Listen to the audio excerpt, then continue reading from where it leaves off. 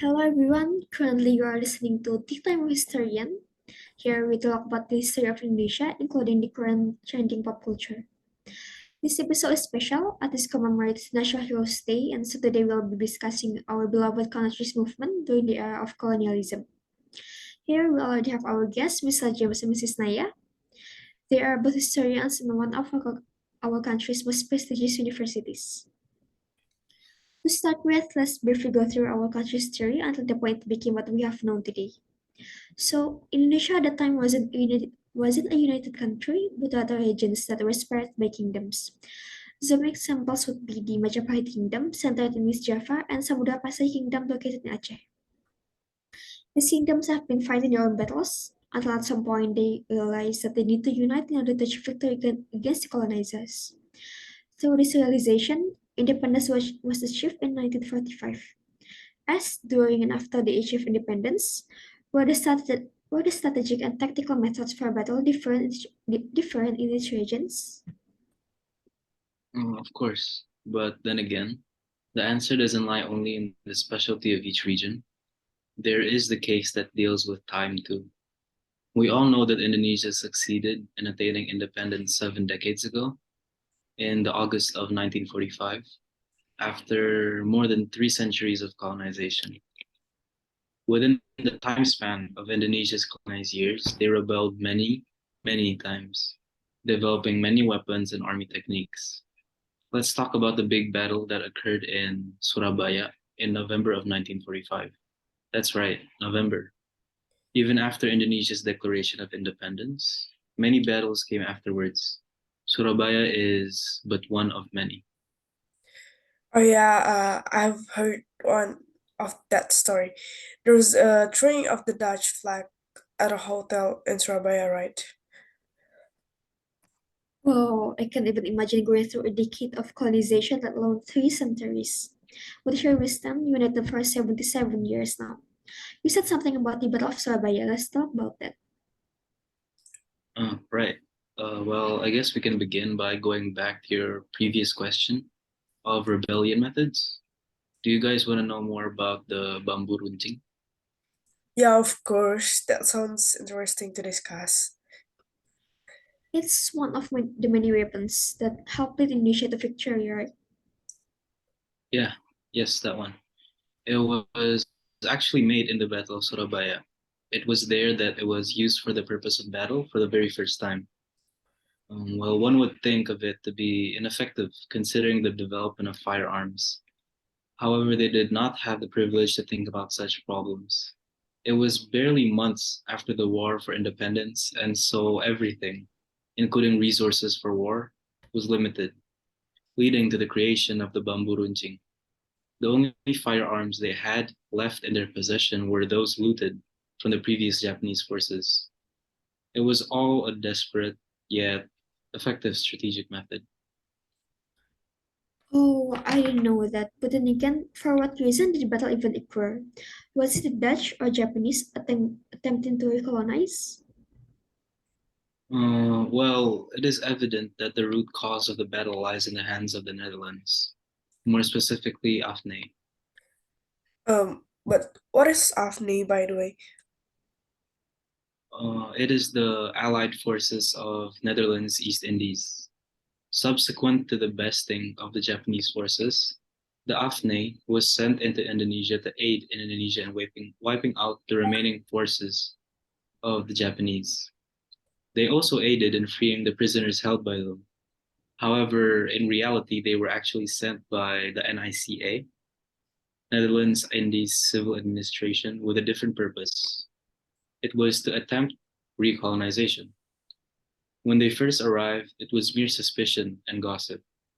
However, the suspicion was actualized when a group of Dutch individuals, under the leadership of Mr. Krogman, raised the Dutch flag without the approval of the regional government of the Republic of Indonesia in Surabaya at the Yamato Hotel. It was apparent that it was an act of rebellion, as it was done at a time when the Indonesian government issued an announcement that the national flag, Sang Saka Merah Putih, was to be hoisted every day throughout the entirety of Indonesia.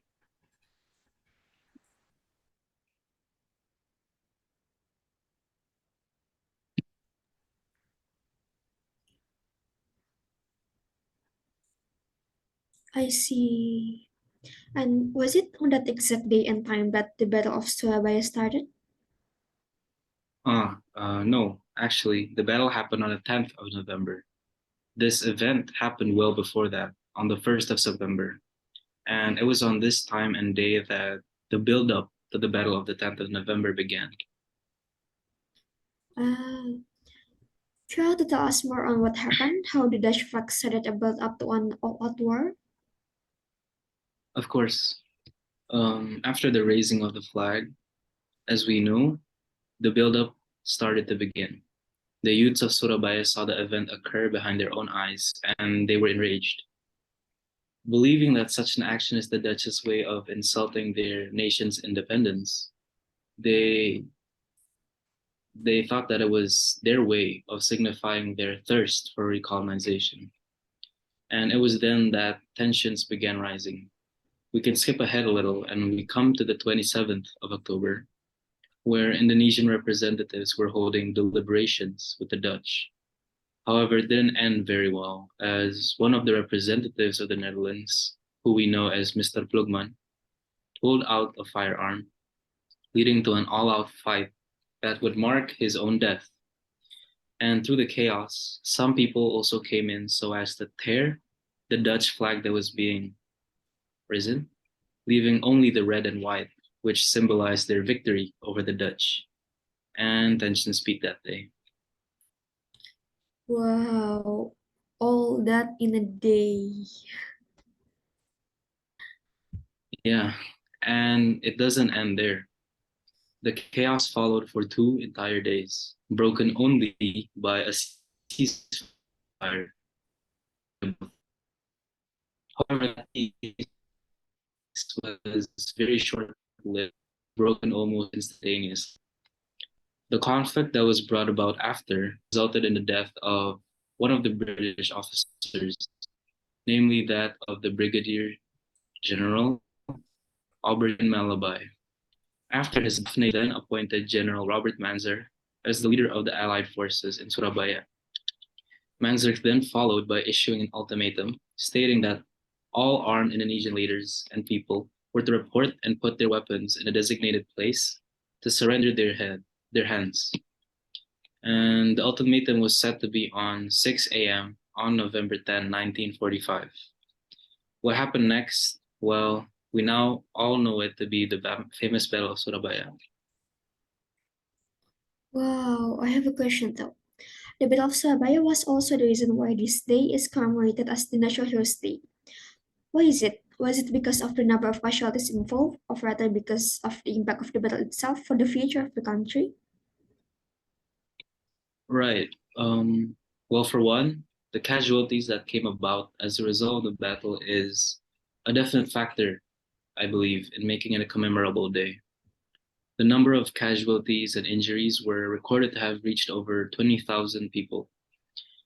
However, I would not say that it was the only factor that made it commemorable. The will to fight that they had was also something to notice. I agree completely. To have lost 20,000 men or death or injury, the mentality and spirit required to fight on, I cannot imagine. Right? Exactly. And I also believe that it was the Battle of Surabaya that truly guarded the independence of Indonesia. Its impact has undeniably helped in leading Indonesia to where it stands today. So, really, I believe that it is only logical for it to be commemorated the way it should be. Wow, looking back at this conversation, the Battle of Surabaya was truly a scene that as the younger generation, shouldn't ever forget. Our listener must have learned a lot today. And speaking of the younger generation, nowadays most of them, including myself, like to watch animation or shows. Did you know that the Battle of Surabaya was made into an animated movie back in 2015?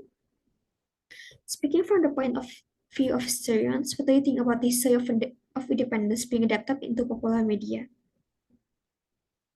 Well, I'm sure I'm not alone in viewing that the fact that the history of Indonesia's path to independence being made into public media content is something that is definitely positive.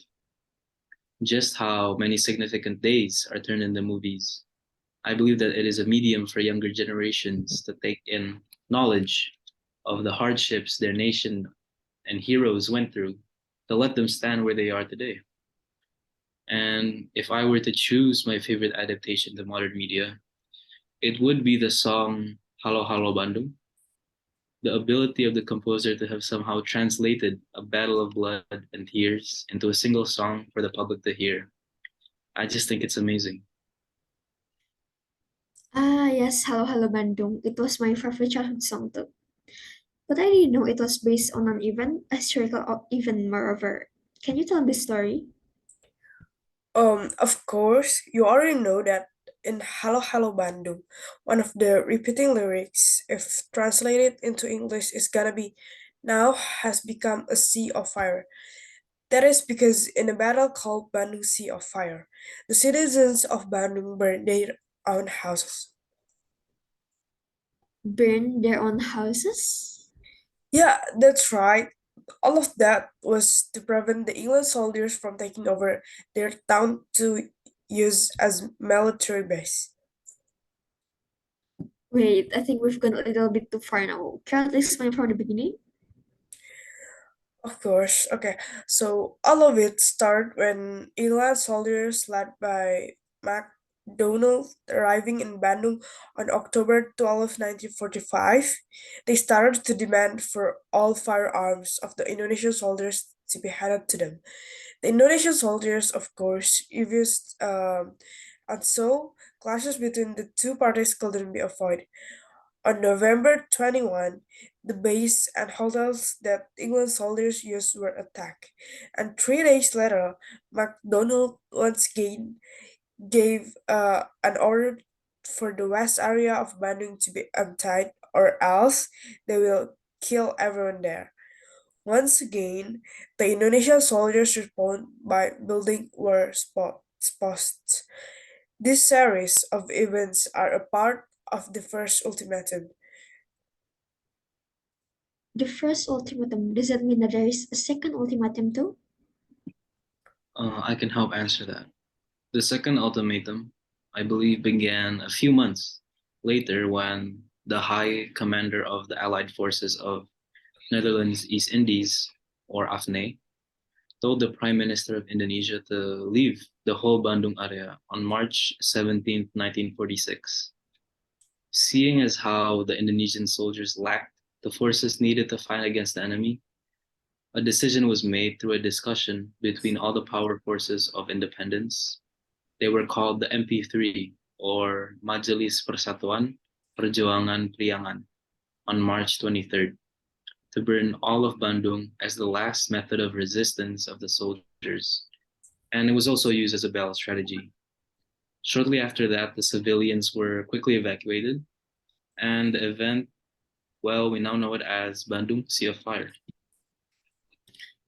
What a story. Both the soldiers alone give Anladian and the civilians that gladly gave their homes for the sake of the country are really brave. Anyway, we have chatted for quite a bit now, but I think we can still discuss one more thing. So, both of you are historians, so you must have read a lot of books related to this topic. Was there any movement that is remarkable to you, something that made you go, wow, once you read it? What about you, Miss Naya? I was surprised when I learned that the Aceh War had forecast and last more than 30 years. Wait. 4 phases? And 30 years too? I don't think that's a short time. What happened? Yeah, it took place in the veranda of Mecca, which is the um which is Aceh, and lasts from 1873 to 1910. During four phases, this war continued for a long time. Many great figures appeared in the struggle on the land of Ranchong who were involved in the Aceh War against the Dutch colonies. In my story, Cut Dien, as a leader, makes tactics while fighting in the forest by moving from place to place to confuse the Dutch troops. These tactics and strategies work and overwhelm the Dutch. This is an amazing tactic, isn't it? As far as I know, Aceh is trade center and also a strategic location, right? There are a lot of spice and mines. Yeah, that's right. 100 for you. I'm sure that you have extensive knowledge about history, right?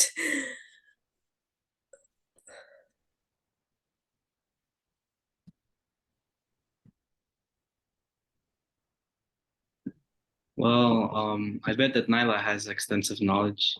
It seems she knew everything from earlier. Okay, so let's continue. Okay, so the strategic location of the capital city of Aceh is at the gateway from shipping from India and the Middle East going to Malacca, China, or Java. And also, Aceh is a producer of spices such as pepper and coffee. Yeah, Aceh coffee is very famous and is often exported abroad. Yeah, I think I bought it. The smell was very strong. Maybe that's one of the characteristics that made it a famous type of coffee. Spices are definitely precious and are a reason for a lot of war that happened in this land. So, is the reason for the Aceh war that you mentioned earlier was because of spices too? No, it is not spices that started the war in Aceh, but rather political expansion of the Netherlands because of the Sumatra Treaty, which stated that the British gave permission for the Dutch to control Sumatra. The agreement stated that the Dutch could not interfere with Aceh independence. However, in practice, the Dutch continued to try to launch attacks on the Aceh region far from the capital. Then, what about the end of the story or the hero struggle at the end of this Aceh war? Gradually, the Dutch were able to weaken the strength of the Acehnese resistance. The Aceh War ended with a surrender agreement or short track. In 1903, Sultan Alauddin Muhammad Daud Shah and Panglima Polim surrendered after experiencing tremendous pressure. In the surrender agreement, the entire territory of Aceh was controlled by the Dutch East Indies, and the Aceh Sultanate was dissolved. However, in reality, the Dutch did not fully control Aceh. Apart from that, the people of Aceh continued to fight after resistance. Well, despite that, the fighting spirit of the people itself and heroes of Aceh is, I think it's mandatory for us to appreciate and respect. Behind an incident, there must be some sort of reason, a wisdom. I agree with Mr. James. Now, everyone, we have reached the end of our podcast. In this special episode, we have discussed about the Battle of Surabaya, Bandung Sea of Fire, and Aceh War, including all the relevant impacts and chronological detail of the event. On this National Heroes Day, may our brave heroes rest in peace and glory. Mr. James and Miss Naya, how do you feel about being our informant today? Well, it was great talking to a fellow historian too. Thanks again for having me, Naila. Uh, okay, it's something new for me. Ishin Taur and Story with Mr. James and Miss Naila give me new insight to me about Indonesian history, especially. Alright, it was fun for me too. Thank you for allowing some of your time, guys. This is the end of today's episode. See you next time, everyone. See you. See you.